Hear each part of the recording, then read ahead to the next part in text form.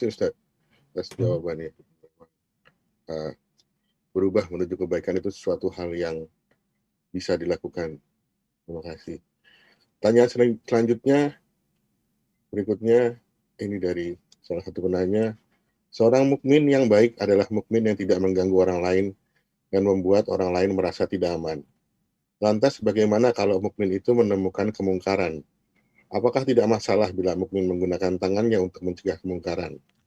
Padahal dengan menggunakan tangannya atau lisannya tersebut membuat ketidakamanan dan mengganggu bagi pembuat kemungkaran tersebut. Karena ada hadis juga yang menyampaikan, barang siapa di antara kamu melihat kemungkaran, hendaklah ia mencegah kemungkaran itu dengan tangannya. Jika tidak mampu, hendaklah mencegah dengan lisan. Jika tidak mampu juga, hendaklah mencegahnya dengan hatinya. Itulah selemah-lemahnya iman. Jazakallah khairan atas jawabannya, Ustaz. Barakallahu fikum. Nah, mahibati fillah. Mencegah kemungkaran itu disyariatkan. Tadi disebutkan hadisnya. Man ra'a minkum mungkaran falyughayyirhu biyadi. Barang siapa melihat kemungkaran hendaklah merubah dengan tangannya. Kalau nggak mampu dengan tangannya maka dengan lisannya. Nggak mampu dengan tangannya, nggak mampu dengan lisannya maka dengan hatinya. Itu tingkatan-tingkatan yang harus dilewati.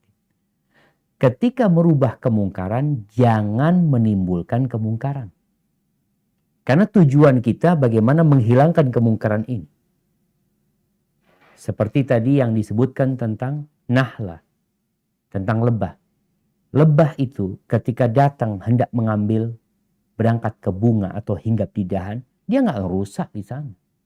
Dia tidak menyebabkan dahan itu patah, ranting itu patah, atau bunga itu rusak. Enggak. Begitu pula kita, tatkala kita mencegah kemungkaran, memperbaiki yang salah, tidak memperbaiki kesalahan dengan kesalahan. Kalau bicara mencegah kemungkaran dengan tangan, tentunya untuk yang mampu. Siapa yang mampu? Yang punya kekuasaan. Yang kalau dia memperbaiki tidak merusak. Ini yang kadang-kala kita nggak sadar. Kita punya semangat untuk memperbaiki kesalahan, mencegah kemungkaran. Tapi ternyata menyebabkan kemungkaran. Tadi dikatakan menyebabkan kerusakan, kadang-kala yang lebih parah. Maka para ulama menyebutkan apabila kita merubah sebuah kemungkaran, tapi akan menyebabkan timbulnya kemungkaran yang lebih berat, maka jangan dirubah.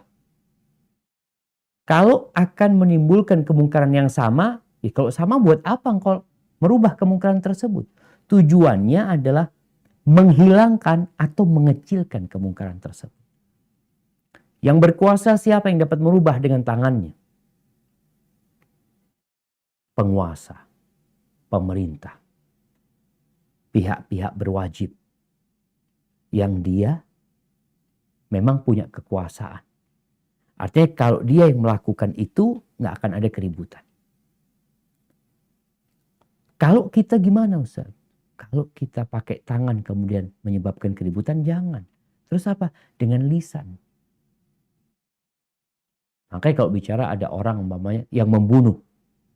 Oh, seharusnya dibunuh. Atau terjadi di masyarakat. Ada pencuri motor. Apa yang dilakukan oleh masyarakat? Ditangkap, dipukulin sampai mati. Kenapa? Karena bukan mereka seharusnya menggunakan tangan mereka. Mereka akan dimintain pertanggungjawaban. Ustaz, dia kan orang jahat. Tapi di dalam agama kita, hukumnya orang yang mencuri itu diapain? Kalian bunuh dia. Sampai anak pernah baca berita, ada pencuri motor itu dimasak sama warga. Sampai mati. Ada yang dibakar. Na'udzubillah. Maka sekali lagi, kalau bicara mencegah kemungkaran, bagi yang berkuasa, maka dia dapat menggunakan tangannya. Seperti orang tua, dia bisa memukul anaknya tanpa menyebabkan kerusakan. Tapi dia mukul anak tetangganya akan menyebabkan keributan. Dia di mana dia berkuasa silahkan dia gunakan tangannya. Asalkan tadi tidak menimbulkan kemungkaran yang lebih besar. Kalau dia nggak mampu, rubah dengan lisannya. Sampaikan dengan lisan. Nggak mampu, maka rubah dengan hati kita. Ada satu konsekuensi merubah dengan hati yang kadangkala sebagian orang lupa. Atau ada kemungkaran di kantor kita, umpamanya kita duduk bersama, di sana ngomongin orang. Ada dosa di sana. Atau kita duduk di sana, mereka pada nggak puasa semua. Di siang hari Ramadan mereka pada makan. Kita ada di situ.